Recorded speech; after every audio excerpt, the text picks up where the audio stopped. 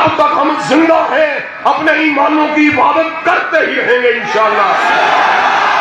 हज़रात गिरामी कदर, इसके साथ साथ जो असल बात जिसको आज मैं आपके सामने रखने के लिए आया हूँ वो ये है कि ईमान को बढ़ाने वाली और ईमान को तक़वियत देने वाली और ईमान को पूरे अरूज के ऊपर पहुंचाने वाली जितनी चीजें हैं उनमें से अल्लाह के फज़ल व करम से बहुत बड़ी नेमत जो है वो इल्म की नेमत है।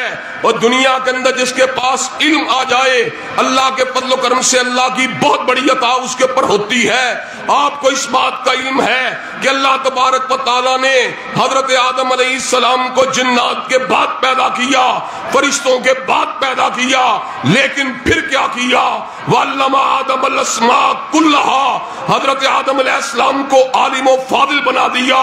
जब उनको आलिम बना दिया फरिश्तों के सामने ये बात कही कि फरिश्तों क्या तुम इन चीजों के नाम को जानते हो? सुम्मा अरदहुम अलल मलाइका, जब फरिश्तों के सामने इस सवाल को रखा गया फरिश्तों ने कहा सुब्हानका ला इल्म लना इल्ला मा अल्लमतना, अल्लाह हम तो उतना ही जानते हैं जितना तूने हमें इल्म दिया है।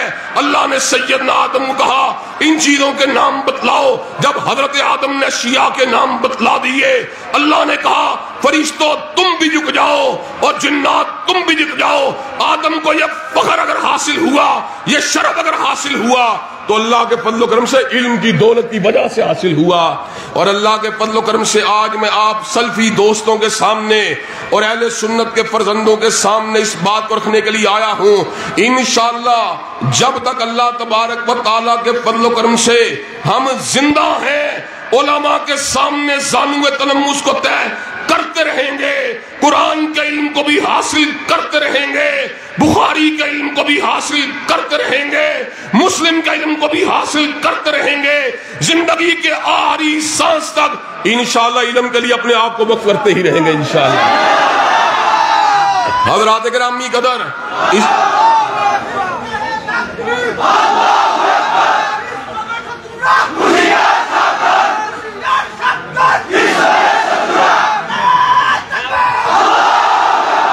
हज़रात गिरामी कदर, इसके साथ साथ मैं ये बात भी बतला देना चाहता हूँ अल्लाह तबारक व तआला ने सैयदना दाऊद अलैहिस्सलाम को और सैयदना सुलेमान अलैहिस्सलाम को इल्म भी दिया था, हिकमत भी दी थी, अल्लाह के फज़ल व करम से बादशाहत भी दी थी, दुनिया की वजाहत भी दी थी।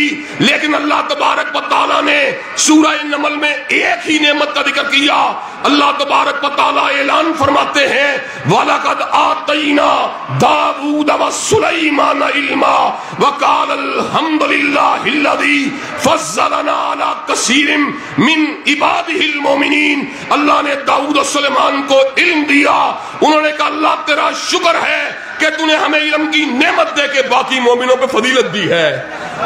हम ये बात समझते हैं जो आलिम होता है उसका मुकाम बुलंद होता है और जिसमें जोहल होता है उसका मुकाम नीचे होता है। ईमान के रास्ते पर चलने वाला इंतहाई अफजल इंसान है, लेकिन जो आलिम मोमिन होता है, जो आलिम बाअमल होता है, अल्लाह के फज़ल व करम से उस ऐत का कोई शख्स भी उसकी अज़मत का मुकाबला नहीं कर सकता।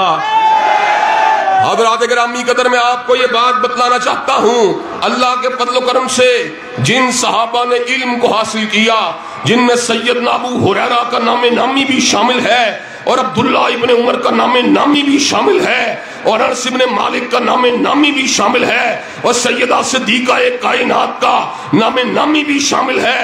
उनके अंदर अबू सईद अल खुदरी का नाम नामी भी शामिल है।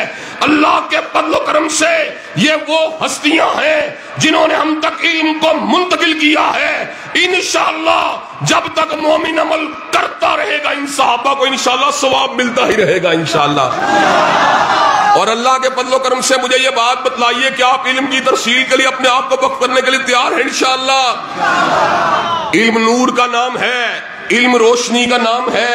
अल्लाह के फज़ल व करम से जब इंसान आलिम बन जाता है उसको अंधेरे उजाले का फर्क पता चल जाता है, उसको तौहीद और शिरक का फर्क मालूम हो जाता है, उसको हिदायत और गुमराही का फर्क मालूम हो जाता है, उसको ऊंच और नीच का इल्म हो जाता है। इंशाअल्लाह जब तक हमारे मदारस जिंदा है, जब तक हमारे उलमा जिंदा है, علم حق کو انشاءاللہ آگے پہنچاتے ہی رہیں گے انشاءاللہ. اور میں اپنے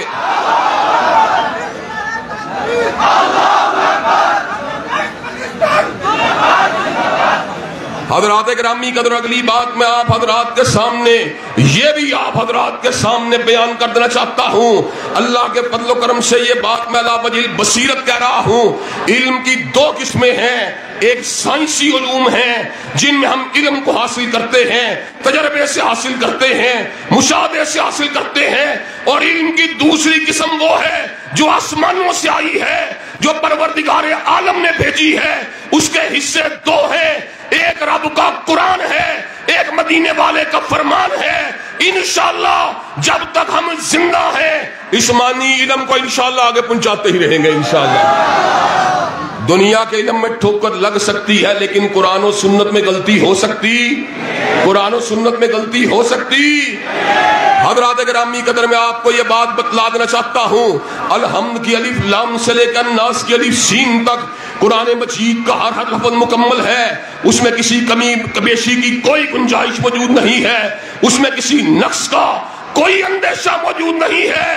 حضرات گرامی قدر، دوسری بات حضرت رسول اللہ کی حدیث ہیں.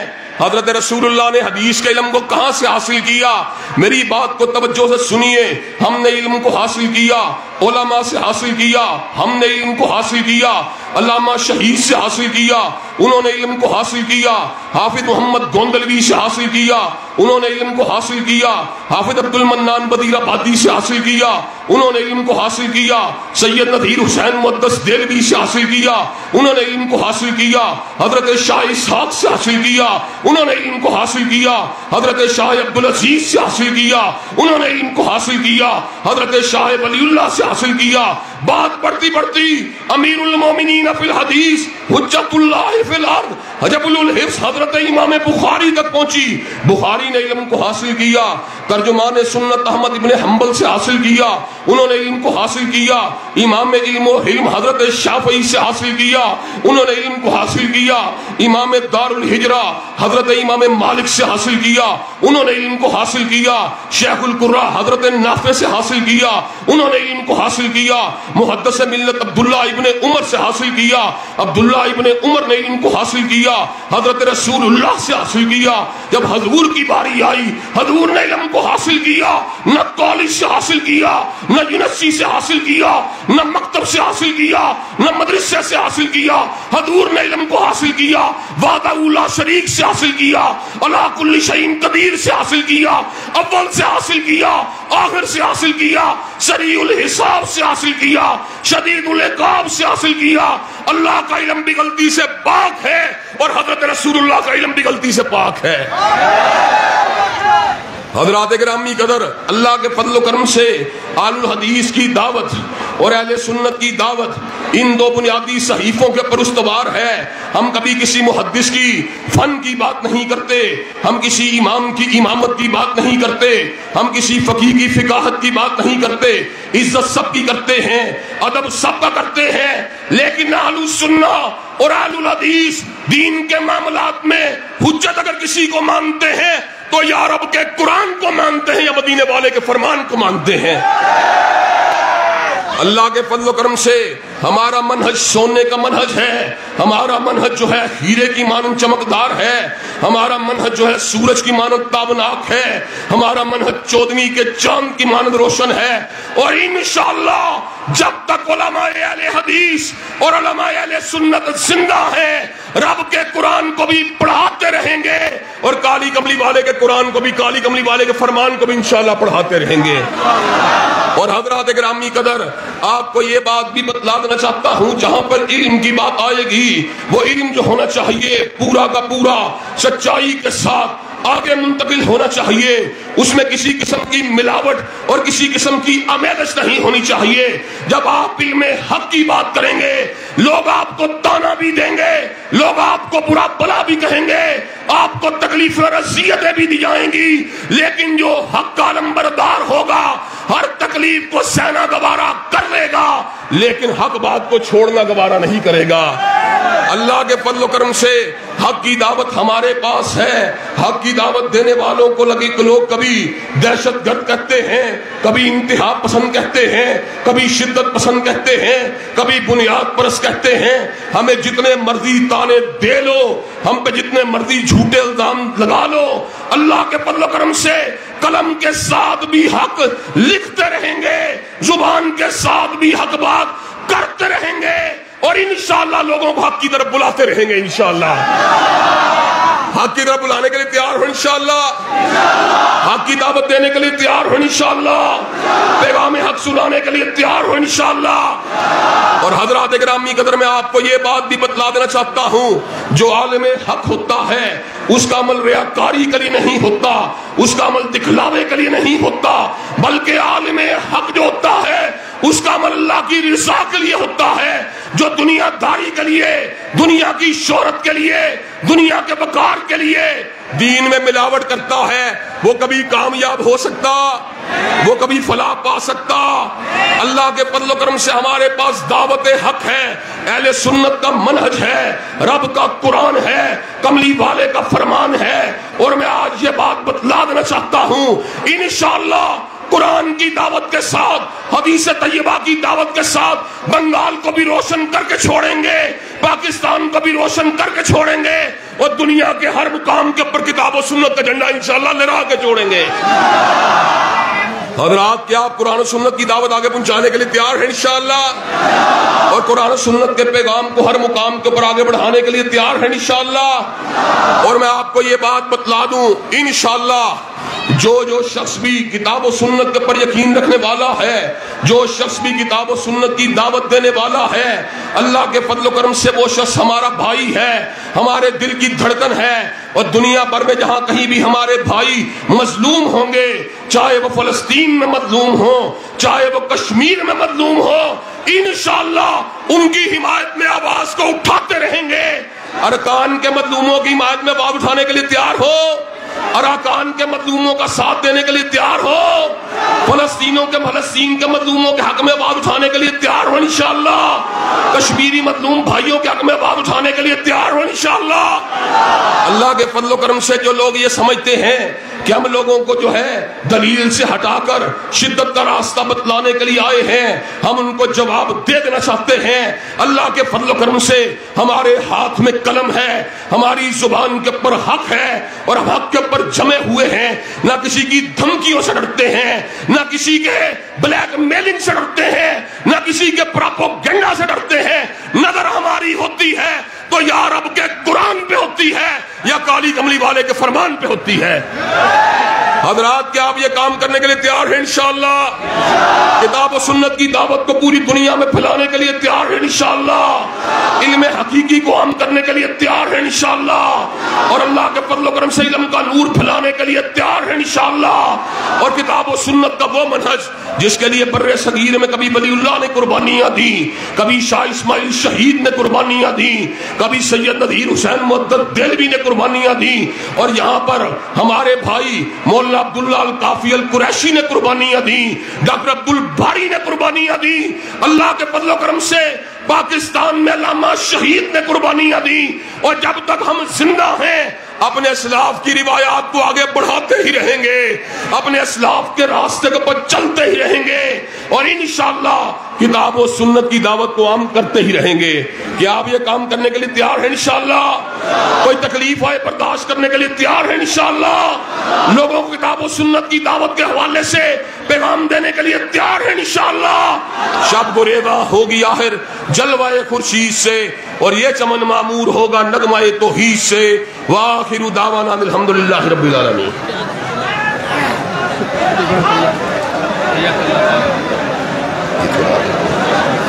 थोड़ा आगे करना, टेबल आगे करना, टेबल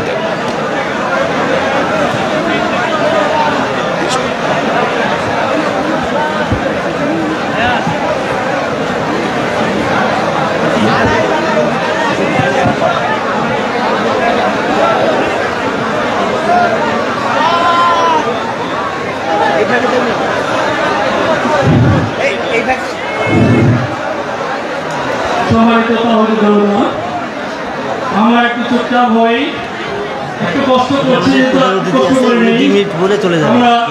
প্রধান অনেক এখানে বলবেন, ওখানে বলবেন, ওখানে ঠিক আছে বলো। গুরুত্বপূর্ণ আলোচনার জন্য তাকে অসংখ্য ধন্যবাদ। না দিবেন না, এরপরে আমাদের সঙ্গে আলোচনা করবেন ঠিক আছে। আসসালামু আলাইকুম। মনে করছেন না আপনি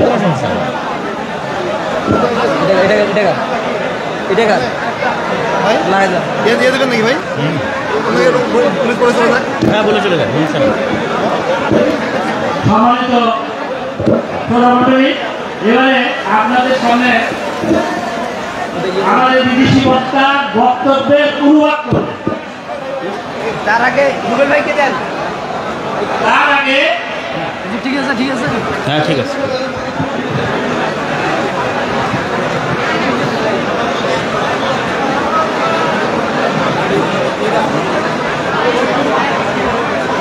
সমাজ উপস্থিতি এ পর্যায়ে আপনাদের মাঝে সংক্ষিপ্ত কথা বলবেন নীলফামারী জেলা বিএনপির সদস্য সচিব, বর্তমান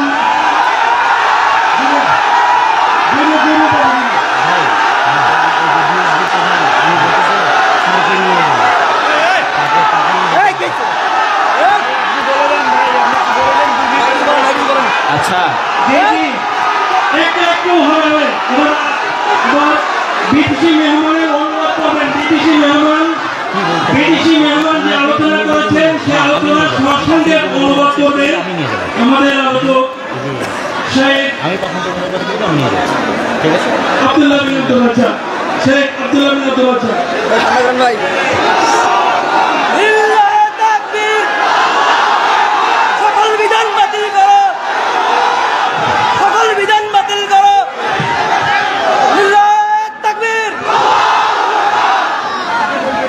আসসালামু আলাইকুম ওয়া রাহমাতুল্লাহি ওয়া বারাকাতুহু। আপনারা আব্বুকে নিয়ে আসতে থাকেন, নিয়ে আসতে থাকেন। যাবতীয় প্রশংসা হামদ সানা মহাপরাক্রমশালী আল্লাহ সুবহানাহু তাআলার জন্য। সকলেই বলি আলহামদুলিল্লাহ। দরুদ ও সালাম বর্ষিত হোক পৃথিবীর সর্বশেষ ও সর্বশ্রেষ্ঠ রাসূল আহমদ মোহাম্মদ মুস্তফা সাল্লাল্লাহু আলাইহি ওয়াসাল্লামের প্রতি। প্রথমত আমরা বাংলাদেশ সরকারের শুকরিয়া আদায় করি যে বাংলাদেশ সরকার আল্লামা ইবতিসাম ইলাহি জহির হাফিজাহুল্লাহকে বাংলাদেশে আসার জন্য গত বছরও আলহামদুলিল্লাহ আমরা দ্রুত ভিসা পেয়েছিলাম, এবছর আলহামদুলিল্লাহ দ্রুত ভিসা পেয়েছি। বলেন আলহামদুলিল্লাহ। বাংলাদেশ সরকারের কাছে আমরা আরও উদাত্ত আহ্বান জানাতে চাই যে পাশের দাদা বাবুরা নাকি আবেদন করেছে যে ডাক্তার জাকির নায়েক বাংলাদেশে আসলে তাকে গ্রেফতার করে তাদের হাতে তুলে দিতে হবে। তো আমরা আবেদন জানাবো যে ডাক্তার জাকির নায়েককে রাষ্ট্রীয় মেহমান হিসেবে বাংলাদেশে নিয়ে আসতে হবে।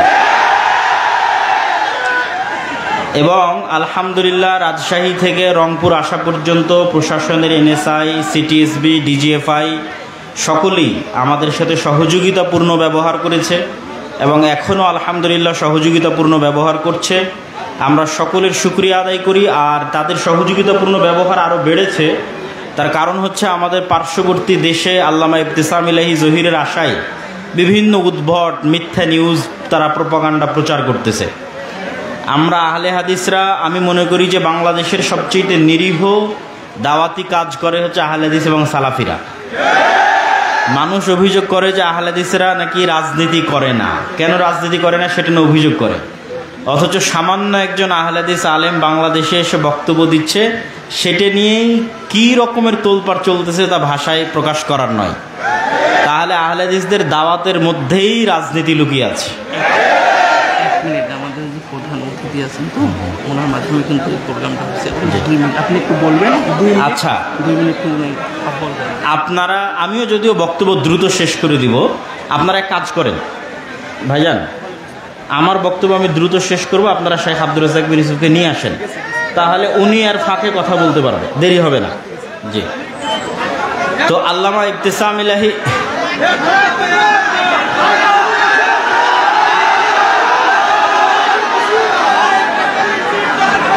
আল্লামা ইবতিসাম ইলাহি জহির হাফিজাহুল্লাহ যে বিষয়ে বক্তব্য দিচ্ছিলেন সেই বিষয়টি ছিল ঈমান এবং ইলম।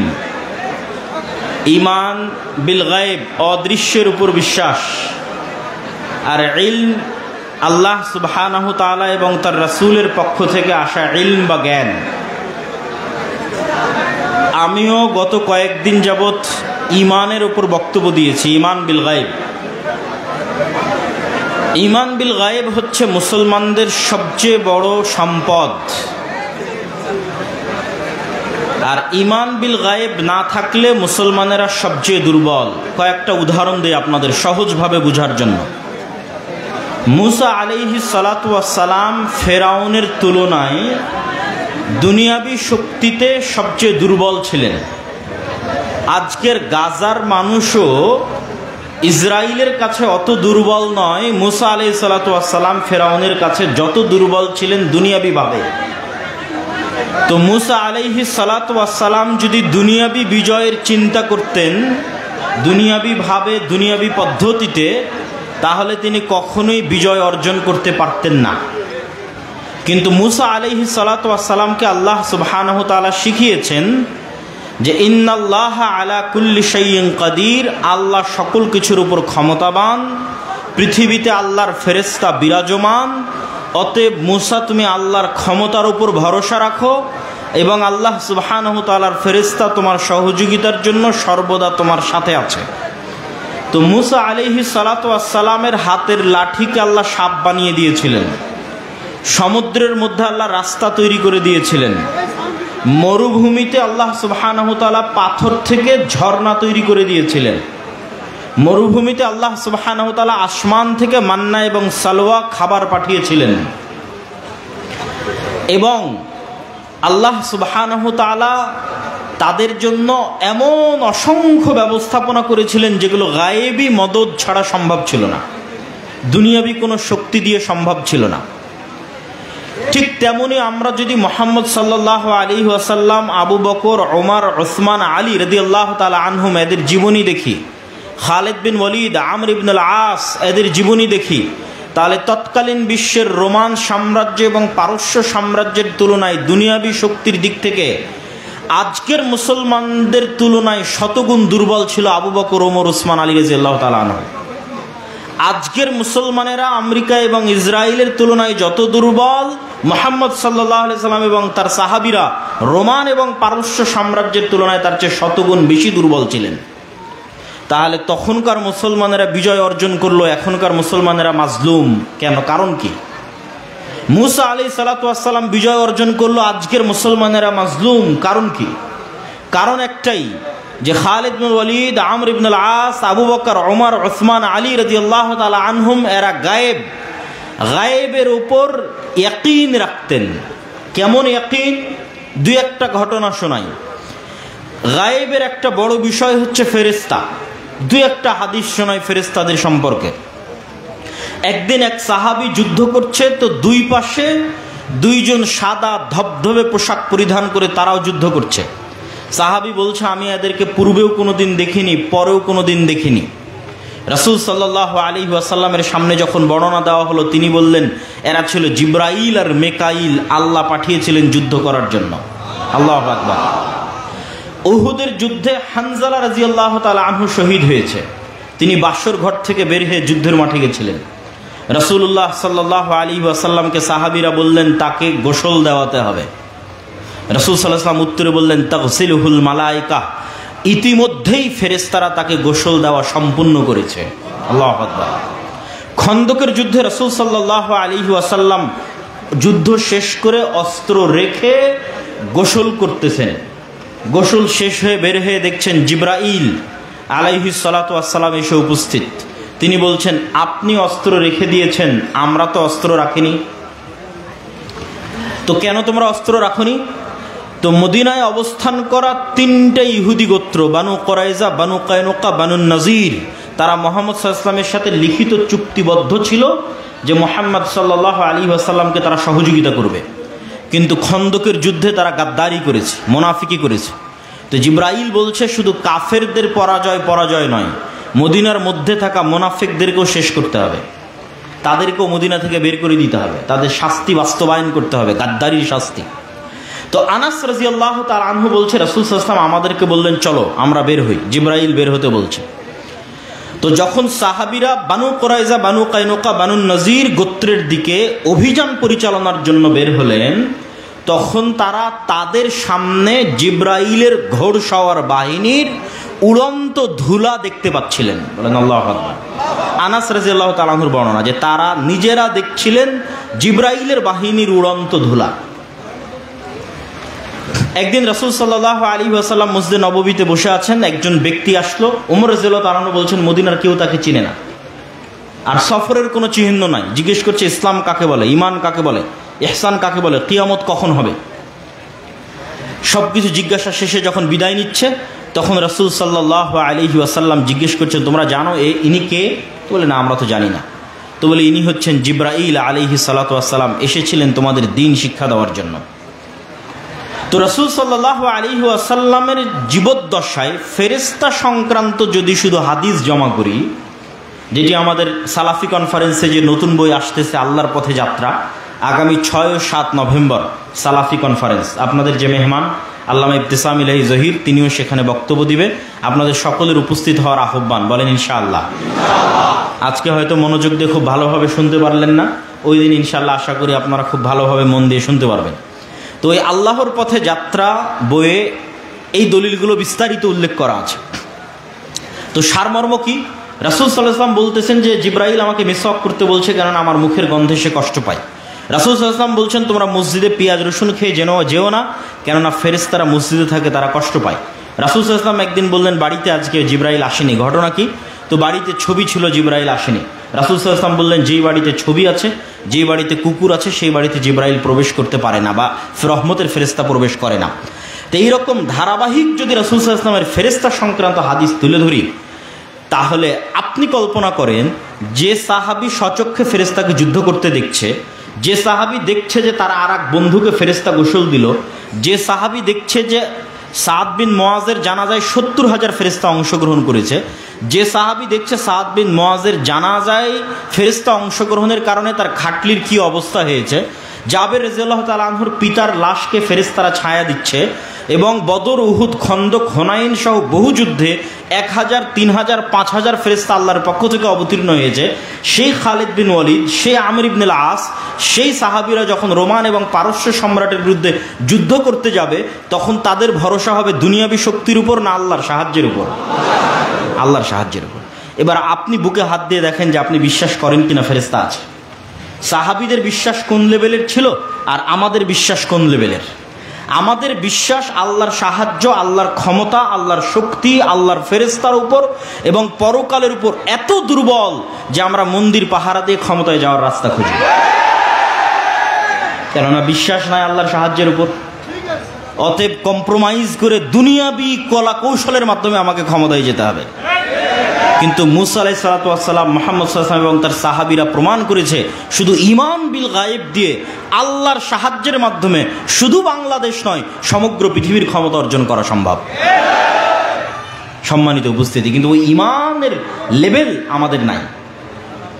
তো উনি আলোচনা শুরু করেছিলেন ঈমান দিয়ে। তো ঈমানের দুটা পয়েন্ট আমি আমার বক্তব্যের মধ্যে থেকে যুক্ত করে বক্তব্য সামনের দিকে এগিয়ে নিয়ে যাব, যতক্ষণ আপনাদের শাইখ আব্দুর রাজ্জাক বিন ইউসুফ না আসছে। ঈমানের দ্বিতীয় পয়েন্ট হচ্ছে আল ঈমান বিল আখিরাহ, পরকালের প্রতি বিশ্বাস। পরকাল মানে পুনরুত্থান। মরবো এ কথা সবাই জানি, কিন্তু মরার পর জীবিত হব কিনা এটা নিয়ে প্রশ্ন।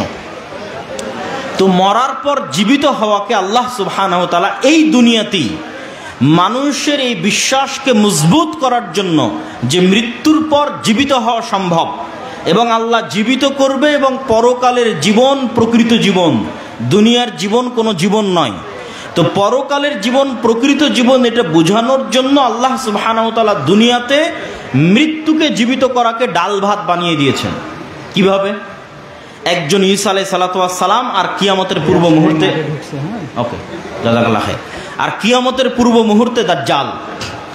ঈসা আলাইহিস সালাতু ওয়াস সালামের মুজিজাই ছিল এক খাবলা মাটি হাতে নিয়ে এভাবে বিসমিল্লাহ ফু বলে ছেড়ে দিলে মাটি থেকে পাখি হয়ে আকাশে উড়ে যেত। কোনো মৃত মানুষের গায়ে হাত দিয়ে বিইজনিল্লাহ বিসমিল্লাহ বললে মৃত মানুষ জীবিত হয়ে যেত। আর দাজ্জাল কিয়ামতের পূর্ব মুহূর্তে আপনাদের পিতা বা মাতাকে জীবিত করে আপনাদের সামনে পেশ করবে। বাস্তবে আপনাদের পিতা মাতা মারা গেছে, দাদা দাদি মারা গেছে, এখন কবর থেকে উঠে আসবে স্টেজে জীবিত অবস্থায়। এই দেখানোর মাধ্যমে, এই কারিশমা দেখানোর মাধ্যমে দাজ্জাল দাবি করবে যে সে আল্লাহ, কিন্তু সে আল্লাহ নয়। কিন্তু আল্লাহ সুবহানাহু ওয়া তাআলা এটি করার অনুমতি তাকে দিবেন। তো আল্লাহ সুবহানাহু ওয়া তাআলা ইতিপূর্বেও বহু মৃত মানুষকে জীবিত করেছেন, একজন নবীকে মৃত মানুষকে জীবিত করার মোজেজা দিয়েছেন, আর দাজ্জালও অসংখ্য মৃত মানুষকে জীবিত করবে। সুতরাং মৃত মানুষকে জীবিত করা কঠিন কিছু না সহজ কিছু? বলেন তো, মৃত মানুষকে জীবিত করা কঠিন না সহজ? সহজ। এতক্ষণ আলোচনায় কি বুঝলেন? সহজ। ঈসা আলাইহিস সালাতু ওয়াস সালাম সকাল সন্ধ্যা মৃতকে জীবিত করত, আর দাজ্জাল সকাল সন্ধ্যা মৃতকে জীবিত করবে। অতএব আপনি যে মৃত্যুবরণের পর জীবিত হবেন এটা অতি সহজ।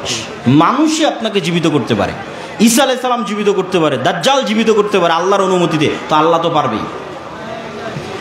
অতএব মৃত থেকে আমরা জীবিত হবই। অতএব পরকালের জীবনের প্রতি আমাদের বিশ্বাস এবং ভরসা থাকতে হবে অগাধ।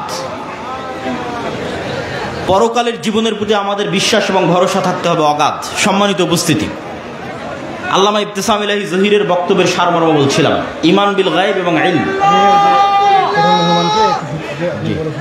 আমি বলে সুযোগ করে দিচ্ছি, আপনারা একটু হইচই করবেন না। আপনারা হইচই করবেন না। আমার বক্তব্য শেষ হলে শাইখ আব্দুর রাজ্জাক মুন্সিফের বক্তব্যের আগে একজন প্রধান মেহমান আছে, তিনি অনেকক্ষণ থেকে অপেক্ষায় আছে, তার সম্মানটা আপনারা রক্ষা করবেন।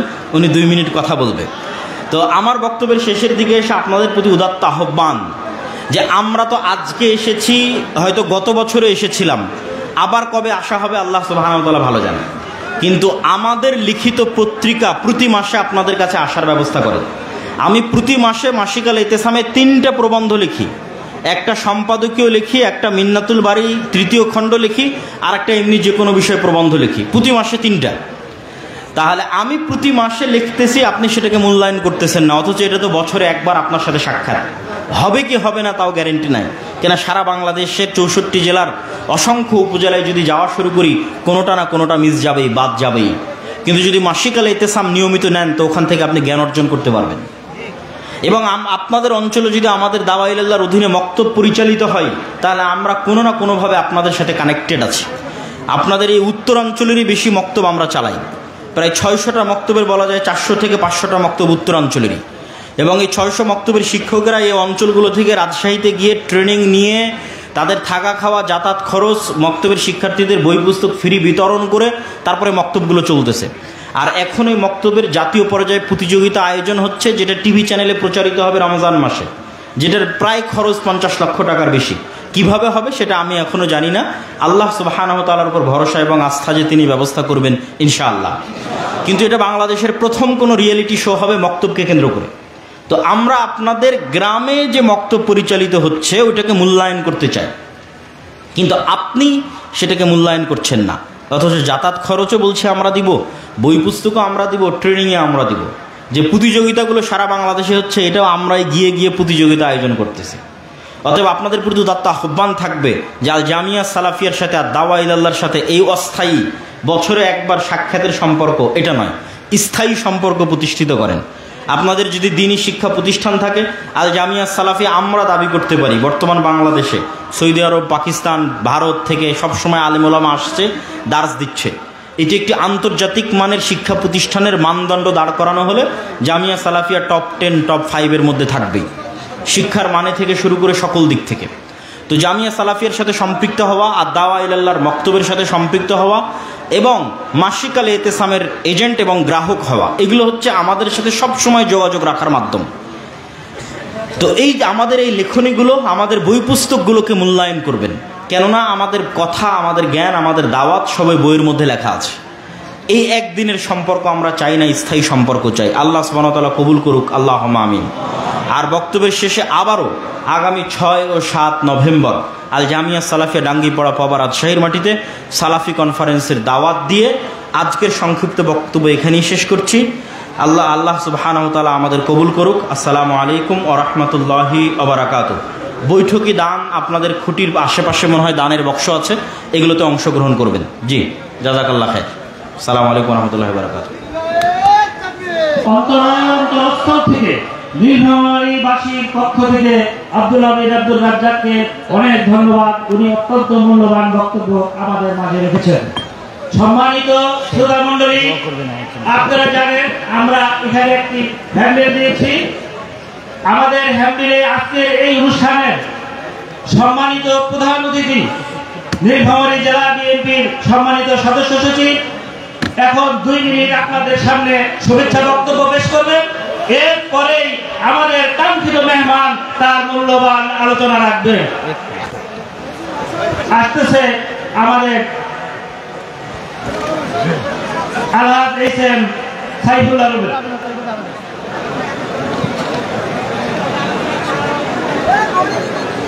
বিসমিল্লাহির রহমানির রহিম। আজকের এই তাফসীরুল কোরআন মাহফিলে আমাদের মাঝে উপস্থিত বিশ্ববরেণ্য, আমি নিজেও তার ফ্যান ফলোয়ার,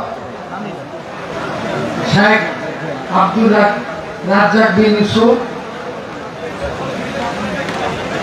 উপস্থিত এই তাফসীরুল কোরআন মাহফিলের সম্মানিত সভাপতি, স্নেহাস্পদ সহসভাপতি এবং আমার সামনে শ্রোতাবৃন্দ।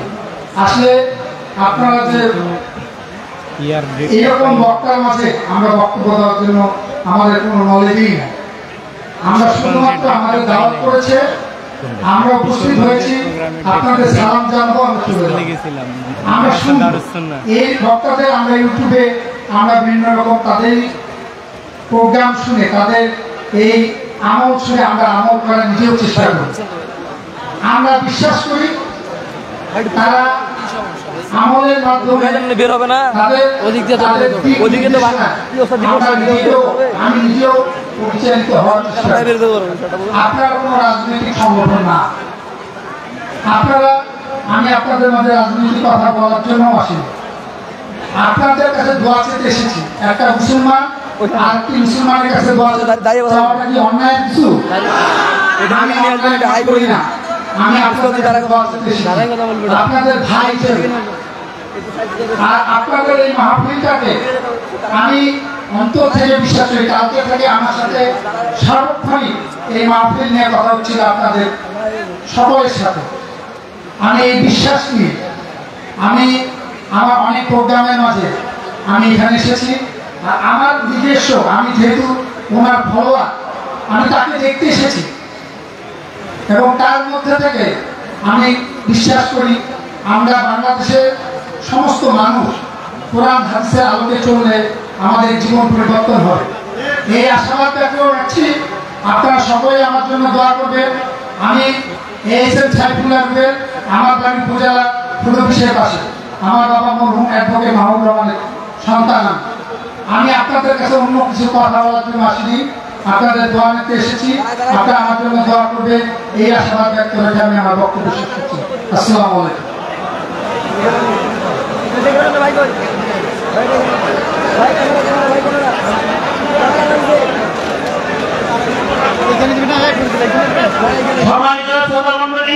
আমরা ধৈর্য ধারণ করে যার জন্য এই সন্ধ্যাটিকে অত্যন্ত পরিশ্রম করে কষ্ট করে এই মঞ্চের সামনে উপবিষ্ট হয়ে আছি, সেই কাঙ্ক্ষিত আলেম, কাঙ্ক্ষিত ইসলামের দায়ী, আমাদের প্রিয় ব্যক্তিত্ব, এই নীলফামারী মানুষকে এবং নীলফামারী মাটিকে যিনি ধন্য করেছেন, সে বক্তব্যে আসেন শেখ আব্দুর রাজ্জাক বিন ইউসুফ।